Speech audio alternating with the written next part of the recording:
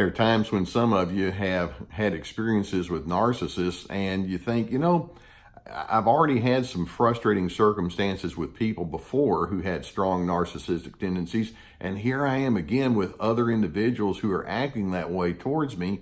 Is there something going on inside of me that may be attracting these people? In other words, am I a narcissist magnet? Now, it sounds kind of sad to have to think that way, but the answer can actually be yes, there may be some things that are going on inside of you that narcissists are picking up on, and it kind of gives them their energy, if you will.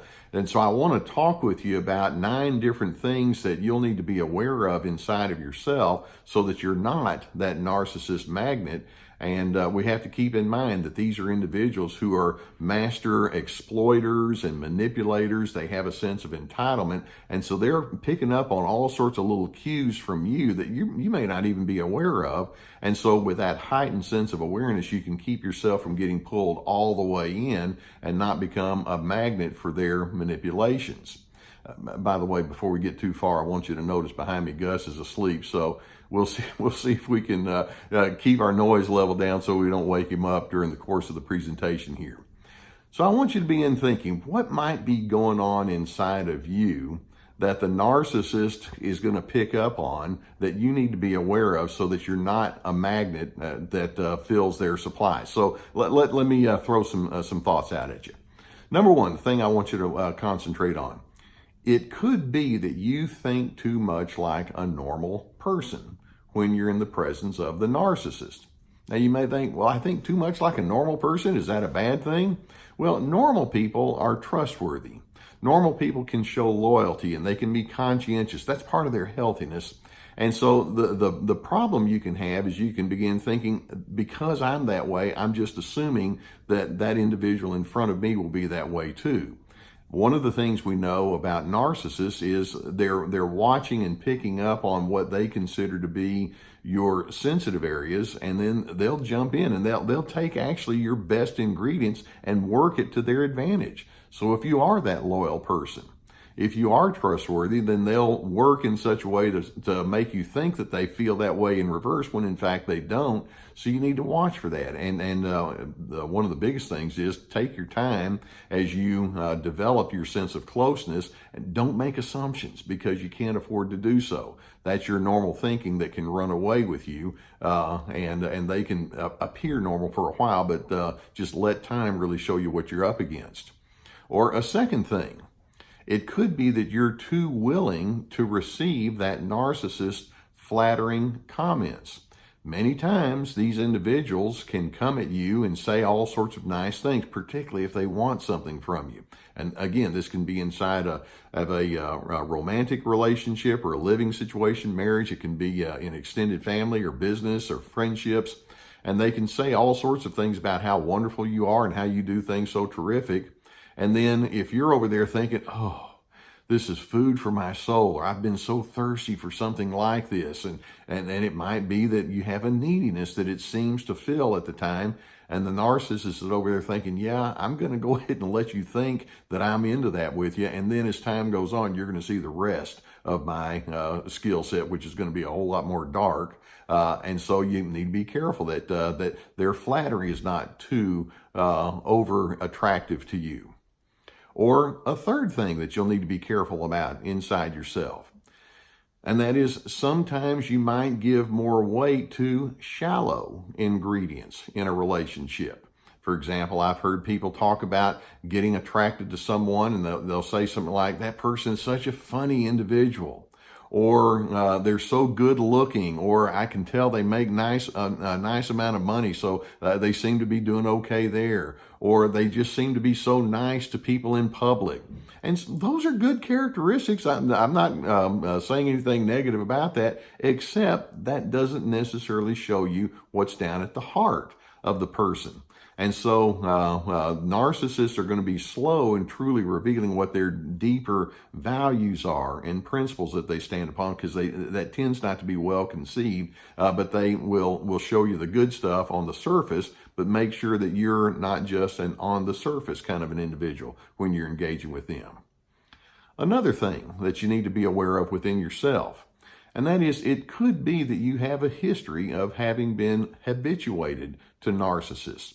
Might it be that you had narcissists in your family background or in many of your social circles or with people that you've worked with, and these are hard-headed or stubborn or bossy or manipulative kind of individuals, and you just kind of throw your hands up and say, I just guess that's the way it is. And so you allow yourself to be too easily drawn in because there's almost just kind of a feeling of defeat that generates. And in doing so, you realize being exposed to these narcissistic people has become your norm. And you hardly give yourself permission to think for anything more than that. Or another thing, and this kind of goes along with it, a fifth thing you need to watch for, it could be that you have a history of dismissing your own feelings or your own gut intuition about people that have some problem situations. Sometimes you may second guess yourself. You may think, well, that person seems to be negative, or then you start talking yourself out of it, and before you know it, you're kind of going along to get along. Sometimes you need to do a better job of simply listening to what your gut is telling you. Or a sixth thing to watch for, and that is, it may be that you don't have a strong enough sense of assertiveness when you do see some things that need to be spoken into. Now, it doesn't mean that you won't talk about it, but when it comes to following through and having some decisiveness and boundaries and stipulations, you may be a little bit too lax, and so you can go into an appeasement mode too easily, or you suppress your feelings a little bit too much. Maybe, and this is a seventh thing that you need to be aware of, maybe you've kidded yourself into thinking that you can bring that person around to your normal way of thinking. And so you find yourself saying some of the same argumentative things over and over. Come on, we can do better, and if you'll only do this. And so you have this hopefulness as you attempt to talk to somebody about the better way to do things, only to find out later on that it was just speaking empty words because they're not going to listen to you. Or an eighth reason that you might draw people in like a magnet. And this is something you have to be really honest about, and that is, do you like taking on people as a project?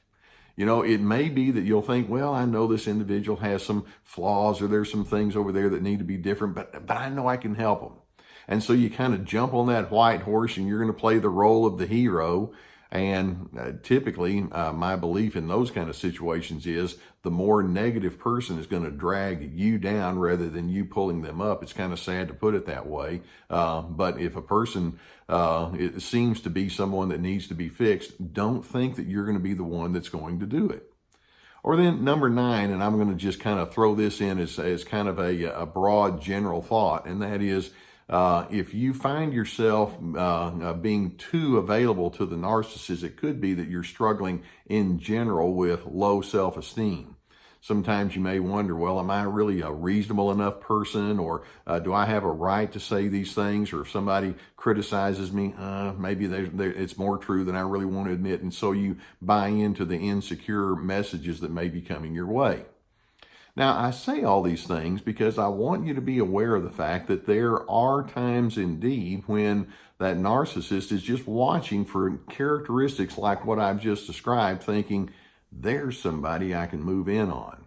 So in order for you not to become that narcissistic magnet, let's close here with just a few thoughts. And the first thing is, I want you to be very honest with yourself about the reality of the connect, discard, and then reattach kind of pattern that tends to go on with these kind of individuals. They like to connect with you through flattery and positive things, but then as you get to know them, they start doing the discard stuff, and then later on they can come back when they realize they're not getting their supply, and they can say, hey, let's reunite with each other. That's a very common pattern, and when you see it particularly happening on an over and over kind of basis, realize this is somebody that's probably not going to change, and they're playing you, and you don't need to go along with that.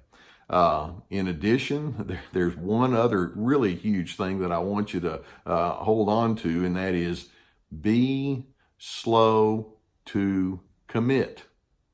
These people want to pull you into their inner circle way too quickly. And so part of their flattery and part of their pulling you in is their way of trying to get you in before you have a chance to think things through on a full basis. And so don't get pulled in too quickly. Take your time whenever you're with somebody who seems to be such a nice and pleasant and friendly person.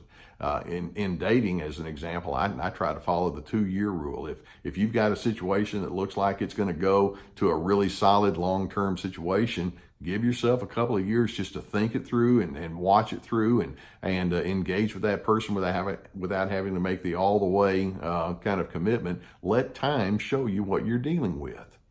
Another thing that we want to conclude here with is make sure that as you engage in relationships, no matter what, in their business or personal or otherwise, that you do so with a big picture in mind. Don't just get caught up in the short-term kind of considerations. Hey, this feels good, or that person's really funny. But make sure that that in the big picture, there's a sense that says your overall pattern of life and your overall philosophy and style of dealing with people in the long run matches pitch with who I am. And you've got a real good long track record with that person.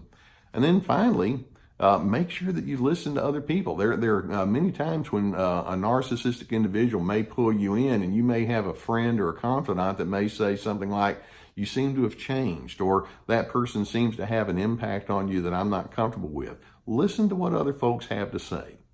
So I want you to recognize that you're not responsible for what a narcissist says or does, but let's keep in mind these people can be rather slick at times, and they can be real skilled at getting whatever they want, and you can be the magnet when they begin thinking, this is somebody that I can work.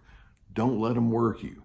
Be smart, be wise, be willing to have good relationships, but realize usually it takes time for people to reveal themselves, and so utilize the patience and the awareness and the insight and self-care and self-preservation that's going to be necessary so that you don't get caught up drawing that person in to you like a magnet, and then once they're on to you, you can't get rid of it. I do hope that you find videos such as this to be helpful. Gus, he slept through another one, didn't he? A couple of times he's been awake. But anyway, I'll go over my notes with him later on. But Gus and I would like to invite you, if you've not done so, to go beneath the video and hit the subscribe button if you've not done so already, and that way we can keep you aware when the next videos come up. Also beneath the video, you're going to see that I have links to some of my books and online workshops. We have a link to a place where if you need some online counseling, then there's a group that can help you with that, and I hope you would get the help that you deserve on that. And just know that I'm truly pleased that you would choose to spend your time here on the internet with me so that we can zero in on these kind of issues, and so that you can stay sharp in the way that you engage with the people around you. So thank you for letting me be a part of your journey.